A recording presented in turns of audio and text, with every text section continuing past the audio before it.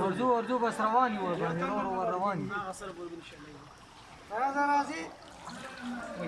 هغه کاغذ وخت درلري نامونه پکې راوځي مسجد ته راولا انا کتل تک میانه مسجد ته راځم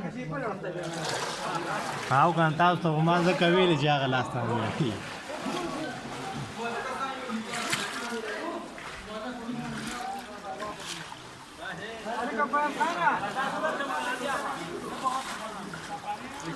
Ayaza.